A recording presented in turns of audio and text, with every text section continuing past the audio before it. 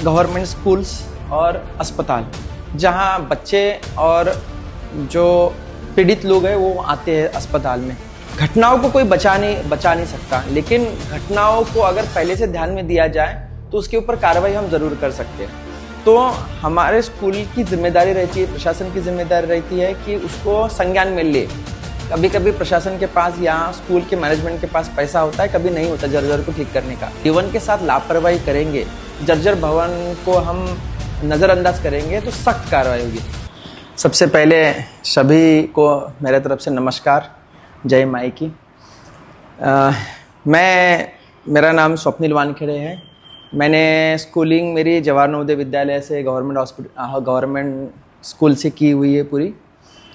मेरा पूरा का पूरा जीवन गवर्नमेंट स्कूल में ही गया है। उसके बाद मैंने इंजीनियरिंग की थी। उसके बाद मैंने लगभग 3 साल तक प्राइवेट नौकरी की है मुंबई में और पुणे में। उसके बाद फिर पापा के मोटिवेशन से और उनके प्रोत्साहन के बाद मैं यूपीएससी की तैयारी शुरू की। मैंने यूपीएससी में सबसे पहले असिस्टेंट कमांडेंट की एग्ज़ाम पास की थी। उसके बाद मैंने इंडियन रेवेन्यू सर्विस में income tax commissioner, assistant commissioner income tax join हुआ।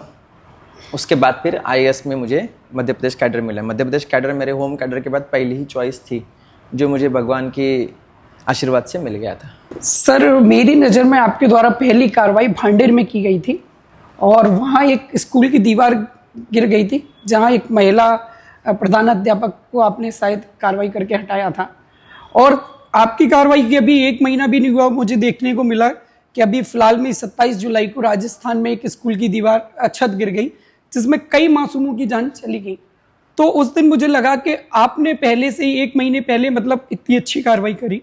तो मतलब आप इस जो जर्जर स्कूल हैं जहाँ बच्चे पढ़ते हैं, तो इसके लिए क्या आप मतलब अपनी साइड से कदम, क्या निर्देश देना चाहते हैं आप? प्रशासन की बहुत बड़ी प्रायोरिटी रहती है गवर्नमेंट स्कूल्स और अस्पताल जहां बच्चे और जो पीड़ित लोग हैं वो आते हैं अस्पताल में। वहाँ घटनाओं को कोई बचा नहीं सकता, लेकिन घटनाओं को अगर पहले से ध्यान में दिया जाए तो उसके ऊपर कार्रवाई हम ज़रूर कर सकते हैं।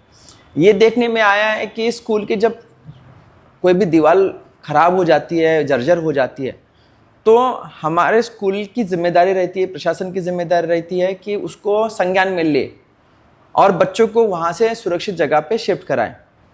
कभी कभी प्रशासन के पास या स्कूल के मैनेजमेंट के पास पैसा होता है, कभी नहीं होता जर्जर को ठीक करने का, लेकिन सभी के पास ये व्यवस्था ज़रूर होती है कि बच्चों को उस जर्जर भवन में ना बैठने देना। अगर हमने उसको देखा नहीं है कि जर्जर भवन है और हम बच्चों को बिठाते रहे और फिर बाद में बोले कि सर हमने तो बता दिया था। हमारी जिम्मेदारी, अगर हम बच्चों को पढ़ा रहे हैं तो टीचर की भी, वहाँ के एसडीएम की भी और कलेक्टर की, मेरी निजी जिम्मेदारी है कि बच्चों को सुरक्षित रखना। और उसके मद्देनजर रखते हुए उन पे कार्रवाई की गई थी। कार्रवाई का उद्देश्य उनके नौकरी पे कोई भी उनको नौकरी से निकालना ये उद्देश्य नहीं था, लेकिन सभी टीचर्स, सभी प्राचार्यों को ये सूचना देना था कि अगर आप बच्चों के जीवन के साथ लापरवाही करेंगे, जर्जर भवन को हम नज़रअंदाज करेंगे तो सख्त कार्रवाई होगी। और उसके बाद बहुत सारे शिक्षकों ने तुरंत राशि, जो भी उनके पास राशि होगी, उसको राशि को यूज़ करते हुए जर्जर भवन को ठीक कराया। मैं फिर से कहूँगा कि ऐसा नहीं है कि घटना नहीं हो सकती, परंतु हमें घटना को बचाने का पूर्ण प्रयास करना चाहिए ताकि बच्चे के जीवन सुरक्षित